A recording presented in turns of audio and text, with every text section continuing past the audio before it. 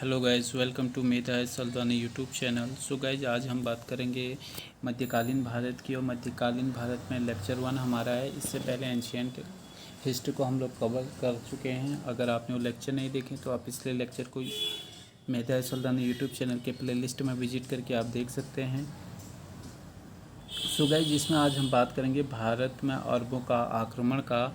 और गाइज, ये काफ़ी इम्पोर्टेंट टॉपिक है एग्ज़ाम पॉइंट ऑफ व्यू से अगर देखा जाए तो। गाइज, सबसे पहले इसमें आज बात करेंगे मोहम्मद बिन कासिम की। और गाइज, ये भारतीय इतिहास में अरब और भारत का संबंध का जो है विशेष महत्व है। इससे पहले मोहम्मद बिन कासिम के बारे में हम थोड़ा जानें। इससे पहले थोड़ा सा जो है इनके संबंधों को हम जानते हैं। इसके अलावा गाइज, भारत में जो है ना, सबसे पहले आने वाले मुसलमान भी अरब से ही थे। और अरब का जो अर्थ होता है ललित कथन होता है, ठीक है। इसके अलावा गाइज, जो अरब की भूमि की उर्वरा शक्ति है ये बहुत ही कम है। और हज़ारों वर्षों पहले से अरब के व्यापारी भारतवर्ष के समुद्र तट पर आते थे और यहाँ की उपज तथा जो व्यापारिक चट्टान पदार्थ हैं को यहाँ से लेकर मिस्र, यूरोप और शाम देश, अफ्रीका को ये भेज देते थे। यानी कि यहाँ से माल लेके जाएंगे और वहाँ को सप्लाई कर देते थे। ऐसे ही जो है इनका व्यापार चल रहा था।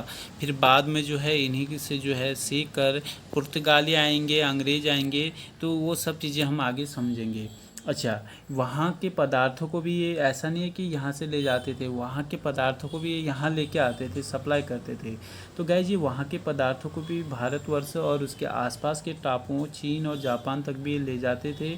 इसमें चंदन, सुगंधित लकड़ी, कपूर, लौंग, काली मिर्च, कपड़े, हीरा, हाथी दांत, शीशा, बांस आदि अपने साथ ही भारत से ले जाते थे।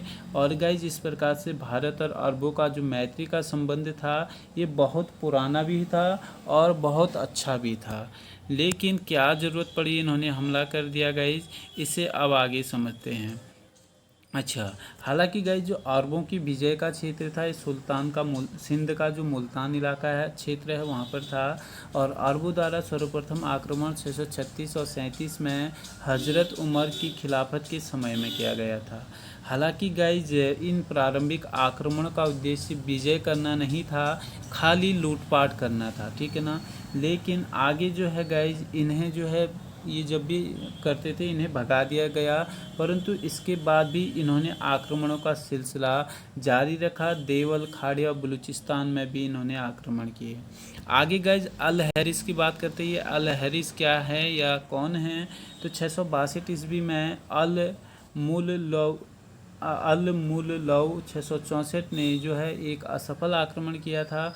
और अंत में अब्दुल्ला द्वारा भी जो है यहाँ पर एक असफल आक्रमण जो है किया गया था। सबसे पहले जो है गाइज, हमें बात करनी है मोहम्मद बिन कासिम पे। यहाँ से एग्ज़ाम में क्वेश्चन बनेगा तो इसी को हमें हाईलाइट करते हुए ज़्यादा जो है फोकस इसी पर करना है। तो यह जो है ना एक अरब सेनापति था, कोई राजा नहीं था, याद रखना, ये अरब सेनापति था। यह इराक के प्रांतपति अल हज्जाज जो खलीफा है उसी का भतीजा और दामाद भी ये था। अल हज्जाज के समय में बहुमूल्य उपहारों से भरे हुए 8 जहाज़ों को एक जहाज़ को समुद्री लुटेरों द्वारा सिंध प्रांत के क्षेत्र में लूट लिया गया। अब गाइस, यह उपहार बताया जाता है कि लंका द्वारा खलीफा और हज्जाज को भेजा जा रहा था। अच्छा, इंटरेस्टेड पॉइंट क्या है कि जिस स्थान पर यह लूटपाट हुई ना, वह स्थान राजा दाहिर, ये सिंध का राजा था, इसके राज्य का हिस्सा था। लेकिन अब इसने क्या किया, अल हज्जाज ने बोला कि आपके राज्य में लूट हुई है, आप पता करो किसने लूटा। लेकिन राजा दाहिर ने जो है ना लूट से साफ साफ इनकार कर दिया, बोला हमारे क्षेत्र में तो हुई नहीं है। और लगातार 2 बार जो है राजा दाहिर पर ये गुस्से में हमला करेगा, किंतु दोनों बार जो है अरब सेनापति क्या होंगे, पराजित होंगे। लेकिन अंततः क्या होगा गाइज, अलाउद्दीन मोहम्मद बिन कासिम की विशाल सेना और शक्तिशाली सेना ने क्या किया, बाद में समय था 712 ईस्वी में, इसने सिंध पर आक्रमण कर दिया।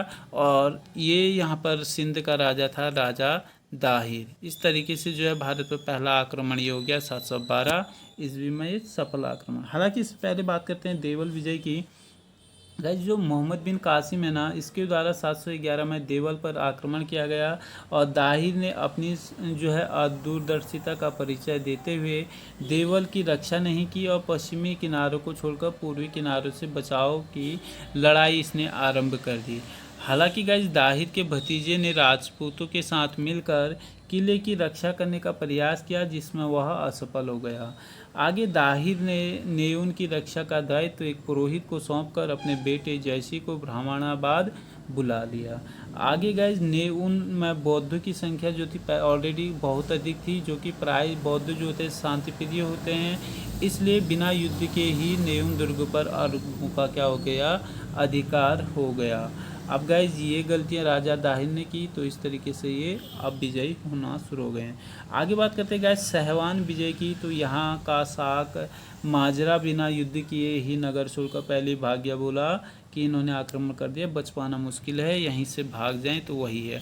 आगे बात करते हैं शीशम के जाटों पर विजय, तो माजरा को यहीं पर मार डाला गया क्योंकि वो पहले राज्य छोड़ के चला गया था, और डर के मारे जाटों ने भी बाद में इसकी अधीनता स्वीकार कर ली इनकी।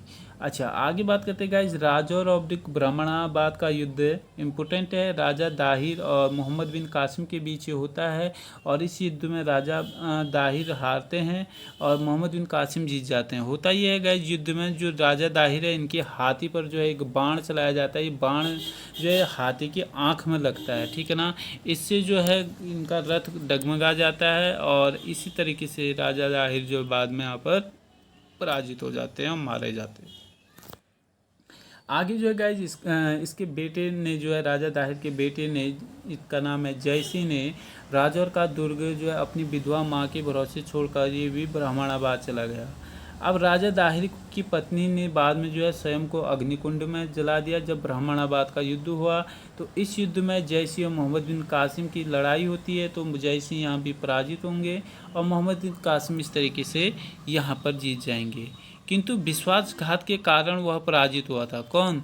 तो राजा दाहिर का पुत्र जयसिंह यहाँ पर विश्वासघात के कारण हार गया था। हालांकि जो कासिम ने यहाँ का कोस और दाहिर की दूसरी विधवा रानी लाडी और उसकी दो पुत्रियाँ सूरी देवी और परमल देवी को कब्जे में ले लिया, और 17 वर्ष के ऊपर के लोगों की हत्या इसने करवा दी। राज्य में लगभग बताया जाता है 6000 लोग ऐसे थे जिनकी इसने हत्या करवा दी थी करके। आगे आलौर विजय की बात करते हैं गाइस। प्रारंभ में आलौर के निवासियों का ने जो है उसका सामना किया, लेकिन बाद में इन्होंने भी आत्मसमर्पण कर दिया। आगे है गाइस कासिम जहाँ जहाँ अधिकार करता गया वहाँ लोगों को जो है इसने इस्लाम भी स्वीकार करने के लिए बोला, सभी ने स्वीकार भी किया क्योंकि डर थी, तो इस वजह से अपनी जान जोखिम में हर कोई नहीं डालना चाहता था। बहुत से लोगों पर इसने जजिया कर भी लगाया और ब्राह्मणों को इस कर से इसने क्या करा, मुक्त रखा था। और भूमि कर का 1/3 से लेकर 2/5 तक इसने लगाया, और भारतीयों से यह अपेक्षा की जाती है कि आगंतुक मुसलमानों का अनिवार्य रूप से आतिथ्य करें, ऐसा कहना है इसका मोहम्मद बिन कासिम का। ठीक हो गया। आगे बात करते हैं गाइस जो राजकीय न्यायाधीशों का काम ना हिंदुओं से अब क्या हो गया था, हिंदुओं से रुपये ऐंठना और उनका धर्म परिवर्तन कराना ही जो है यहाँ पर जो है इनके समय में इसका काम रह गया था। ठीक है, यहाँ तक कि गाइज आगे बात करें तो जो जयसिंह हैं को भी अंततः जो है इन्होंने इस्लाम स्वीकारने के लिए मजबूर कर दिया, और इन्होंने भारतीयों से ज्योतिष कला, चित्रकला, गणित, रसायन ग्रंथों का भी अरबी भाषा में क्या किया, अनुवाद करा दिया।